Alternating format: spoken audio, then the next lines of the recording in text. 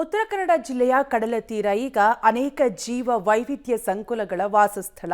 ಇಲ್ಲೀಗ ಅಳಿವಿನ ಅಂಚಿನಲ್ಲಿರುವ olive Ridley ಆಮೆಗಳ ಸಂತಾನೋತ್ಪತ್ತಿ ತಾಣವಾಗಿದ್ದು, ಮತ್ತೊಂದೆಡೆ ರಾಯಚೂರು ಈಗ ವಲಸೆ ಹಕ್ಕಿಗಳ ತಾಣವಾಗಿದೆ. ಈ ಕುರಿತ ಡೀಟೇಲ್ಸ್ ಇಲ್ಲಿದೆ, ನೀವೇ ನೋಡಿ. ಉತ್ತರ ಕನ್ನಡ ಕರಾವಳಿಯಲ್ಲಿ ಆಮೆಗಳ ಕಲರವ, ಕಡಲಾಮೆಗಳ ಸಂತಾನ ಸಂಭ್ರಮ.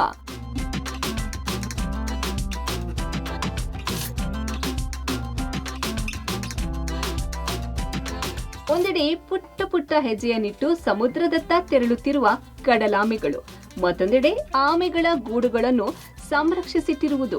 ಹೌದು, ಈ ದೃಶ್ಯ ಉತ್ತರ ಕನ್ನಡ ಜಿಲ್ಲೆಯ ಕಾರವಾರದ್ದು. 140 ಕಿಲೋಮೀಟರ್ಗೂ ಅಧಿಕ ವ್ಯಾಪ್ತಿಯ ಕಡಲ ತೀರವನ್ನ ಹೊಂದಿರುವ ಉತ್ತರ ಕನ್ನಡ ಜಿಲ್ಲೆ ಸಹಸ್ರಾರು ವೈವಿಧ್ಯಮಯ ಜೀವ ಸಂಕುಲಗಳ ವಾಸಸ್ಥಾನವಾಗಿದೆ. ಅದರಲ್ಲೂ ಅಳಿವಿನ ಅಂಚಿನಲ್ಲಿರುವ ಆಲಿವ್ ರಿಡ್ಲೆ ಆಮೆಗಳು ಕಡಲ ತೀರವನ್ನ ಸಂತಾನೋತ್ಪತ್ತಿ ತಾಣವನ್ನಾಗಿ ಮಾಡಿಕೊಂಡಿವೆ. ಇವುಗಳ ರಕ್ಷಣೆಗೆ ಅರಣ್ಯ ಇಲಾಖೆ ಮುಂದಾಗಿದೆ. ಕಳೆದ 2 ತಿಂಗಳಲ್ಲಿ 110 ಆಮೆ ಮೊಟ್ಟೆಗಳ ಗೂಡುಗಳನ್ನ ರಕ್ಷಣೆ ಮಾಡಲಾಗಿದೆ. ಇವುಗಳಲ್ಲಿ ಇದೀಗ 9 ಗೂಡುಗಳಿಂದ 1027 ಮರಿ ಹೊರಗೆ ಬಂದಿದ್ದು ಸಮುದ್ರಕ್ಕೆ ಬಿಡಲಾಗಿದೆ. ಕಾರವಾರದ ಟಾಗೋರ್ ಬೀಚ್ನಲ್ಲಿ ಆಲಿವ್ ರಿಡ್ಲೆ ಮರಿಗಳನ್ನ ಸಮುದ್ರಕ್ಕೆ ಬಿಟ್ಟಿದ್ದೀವಿ. 9 ಗೂಡುಗಳಿಂದ ಮರಿಗಳು ಹೊರಬಂದು ಅವುಗಳಲ್ಲಿ 1027 ಮರಿಗಳನ್ನ ಸಮುದ್ರಕ್ಕೆ ಬಿಟ್ಟಿದ್ದೀವಿ. ಈ ಸಮಯದಲ್ಲಿ ಸಾರ್ವಜನಿಕರು ನಮ್ಮೊಂದಿಗೆ ಸಹಕರಿಸಿದ್ದಾರೆ. ಈ ಒಂದು ಇಲಾಖಾ ವತಿಯಿಂದ ಮತ್ತು ಮರೈನ್ ಕೋಸ್ಟಲ್ ಇಕೋಸಿಸ್ಟಮ್ ವತಿಯಿಂದ ಕಡಲಾಮೆಯ ಸಂರಕ್ಷಣೆಯಲ್ಲಿ ಹಾಗೂ ಕಡಲ ಸಂರಕ್ಷಣೆಯಲ್ಲಿ ಸಾರ್ವಜನಿಕರು ಹೆಚ್ಚಿನ ಪ್ರಮಾಣದಲ್ಲಿ ಪಾಲ್ಗೊಳ್ಳಬೇಕಂತ ಕೇಳ್ಕೊಳ್ತಾ ಇದ್ದೀವಿ. ಸೊ ಮಕ್ಕಳೆಲ್ಲ ಖುಷಿ ಪಡ್ತಾರೆ. ಎಕ್ಸಾಮ್ಸ್ ಇದ್ದಾವೆ ಮುಂದಿನ ವಾರ, ಆದರೂ ಇವತ್ತು ಸ್ಕೂಲ್ ಬಿಡಿಸ್ಕೊಂಡು ಇಂಥ ಒಂದು ವಿಸ್ಮಯ ನೋಡೋಕೆ ಸಿಗಲ್ಲಲ್ವಾ. ಸೊ ರೇರ್ ಅಲ್ವಾ ಈ ಥರ ಸೀನು. ಅದಕ್ಕೆ ಇವತ್ತು ಮಕ್ಕಳ ಸಮೇತ ಎಲ್ಲರೂ ಮಕ್ಕಳಂತೂ ತುಂಬ ಖುಷಿ ಪಟ್ಟರು. ನಾವು ಎಲ್ಲರೂ ಸೇರಿ ಅವು ಆಮೇಲೆ ಸಮುದ್ರದಲ್ಲಿ ಬಿಡೋಣ ಅಂತ ಒಂದು ಖುಷಿಗೆ ಬಂದ್ವಿ. ತುಂಬ ಖುಷಿ ಆಗ್ತಿದೆ ಸರ್, ತುಂಬ ಚೆನ್ನಾಗಿತ್ತು ಎಕ್ಸ್ಪೀರಿಯನ್ಸು. ಈ ಬಾರಿ 10,000ಕ್ಕಿಂತ ಹೆಚ್ಚು ಆಮೆಗಳನ್ನು ಸಂರಕ್ಷಿಸಿ ಸಮುದ್ರಕ್ಕೆ ಬಿಡುವ ಗುರಿ ಅರಣ್ಯ ಇಲಾಖೆ ಹೊಂದಿದೆ. ಜೊತೆಗೆ ನಿರಂತರ ಜನರಲ್ಲಿ ಜಾಗೃತಿ, ಮೊಟ್ಟೆ ರಕ್ಷಿಸಿ ಇಲಾಖೆಗೆ ನೀಡುವ ಜನರಿಗೆ ಹಣ ಸಹ ನೀಡುತ್ತದೆ. ಇನ್ನು ರಕ್ಷಿಸಿದ ಮೊಟ್ಟೆಗಳು ಮರಿಯೊಡೆದಾಗ ಜನರಲ್ಲಿ ಅರಿವು ಮೂಡಿಸಲು ಅವರ ಕೈನಿಂದಲೇ ಆಮೆಗಳನ್ನು ಸಮುದ್ರಕ್ಕೆ ಬಿಡಿಸುತ್ತಿದ್ದಾರೆ.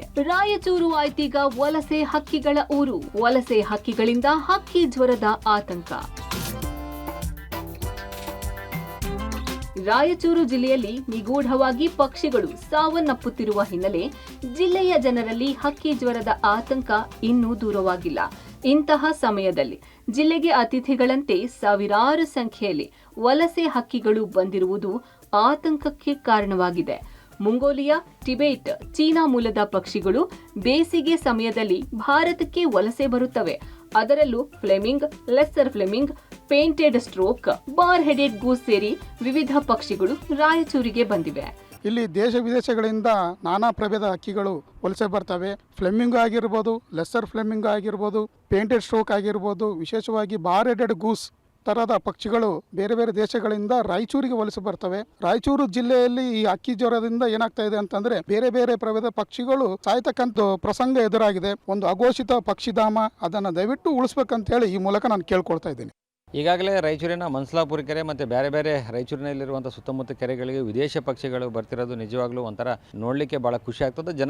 ಜನ ಮತ್ತು ವಿದ್ಯಾರ್ಥಿಗಳ ಸಹಿತ ಹೆಚ್ಚು ಸಂಖ್ಯೆಯಲ್ಲಿ ಇದನ್ನು ನೋಡಲಿಕ್ಕೆ ಇಷ್ಟಪಡ್ತಾರೆ. ಬೇರೆ ಬೇರೆ ಪಕ್ಷಿಗಳು ಸತ್ತಿರೋದು ನೋಡಿದ್ರೆ ಹಕ್ಕಿ ಜ್ವರದ ಬಗ್ಗೆ ಜನರಲ್ಲಿ ಒಂಥರ ಭಯ ಇರೋದ್ರಿಂದ ಈಗಾಗಲೇ ಏನು ಪಕ್ಷಿಗಳು ಸತ್ತಿದ್ದಾವ ಅದನ್ನು ಒಂಥರ ಆರೋಗ್ಯ ಇಲಾಖೆದವರು ಅದನ್ನು ಸಮರ್ಪಕವಾಗಿ ಅದನ್ನು ತನಿಖೆ ಮಾಡಿಸೋ ಮೂಲಕ ವೈದ್ಯರ ತಪಾಸಣೆ ಜೊತೆಗೆ ಅದರದ್ದು ವರದಿಯನ್ನು ಕೊಡೋ ಮೂಲಕ ಜನರಲ್ಲಿ ಆತಂಕವನ್ನು ದೂರ ಮಾಡಬೇಕು. ಒಟ್ಟಾರೆ ಒಂದ್ ಕಡೆ ಕಡಲಾಮೆಗಳ ಕಲರವ ಮನೆ ಮಾಡಿದ್ರೆ, ಮತ್ತೊಂದ್ ಕಡೆ ವಿದೇಶಿ ಹಕ್ಕಿಗಳ ಕಲರವ ಕೇಳಿ ಬರ್ತಿದೆ. ಕಾರವಾರದಿಂದ ನವೀನ್, ರಾಯಚೂರಿನಿಂದ ವಿಜಯ್ ಜಾಗಟಗಲ್, ಪಬ್ಲಿಕ್ ಟಿವಿ.